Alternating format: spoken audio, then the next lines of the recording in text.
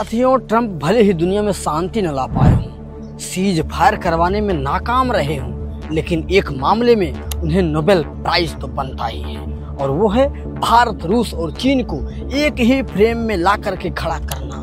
हाँ, आप सही सुन रहे हैं। ट्रंप जो सोच कर चले थे वो बिल्कुल उल्टा। अमेरिका ने चाल चली, लेकिन पासा पलट गया।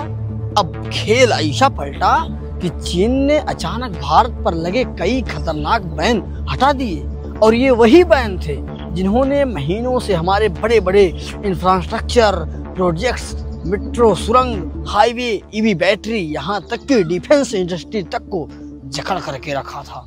अब सोचिए जरा, अमेरिका में हड़कंप क्यों ना मचेगा?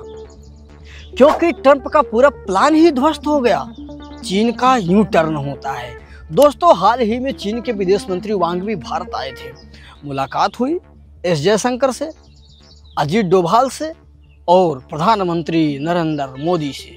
और जैसे ही यात्रा खत्म हुई, एक बड़ी खबर सामने आई। और खबर क्या थी? खबर ये थी कि ये चीन जो है वो rare earth minerals, tunnel, boring machine और कई अहम टेक्नोलॉजी पर लगे बैन को हटा दिया। यानी अब भारत फिर से सीधे वो सप्लाई कर पाएगा जिसके बिना मेट्रो नहीं बन सकती, हाईवे अधूरे रह जाते हैं, ईवी बैटरी और डिफेंस इंडस्ट्री ठप हो जाती है। तो एक तरफ भारत को राहत मिली, वहीं दूसरी तरफ ट्रंप के चेहरे की रंगत उड़ गई। ट्रंप की चाल उल्टी तो नहीं पड़ रही? सोचिए दोस्तों, 90% दुनिया के 90% रेयर अर्थ मिनरल्स वो किसके पास? चीन के पास।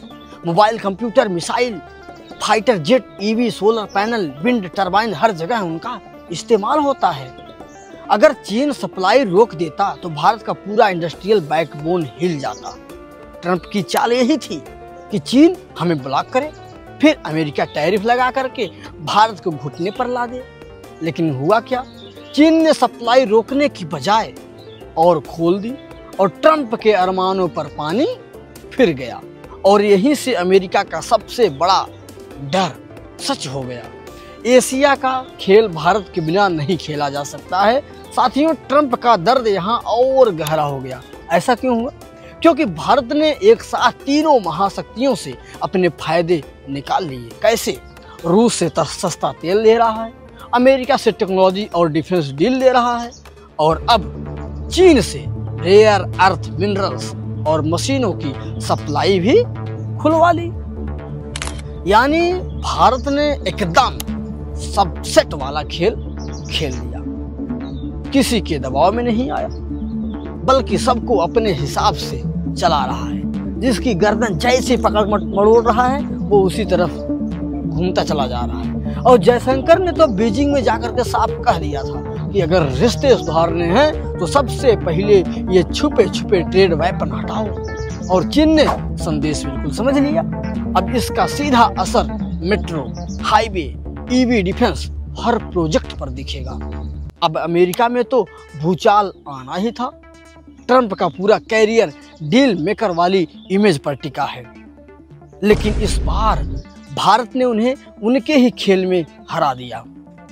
अमेरिका की हमेशा की स्ट्रेटजी रही है, पहले टैरिफ ठोक दो, फिर सप्लाई चेन तोड़ दो, और आखिर में अपनी मनपसंद डील करवा लो, जैसा चाहो वैसा कर लो।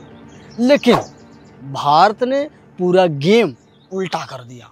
अमेरिका दबाव डाल रहा था और भारत चीन से सप्लाई खुलवा करके अमेरिका को दबाव में डाल रहा था।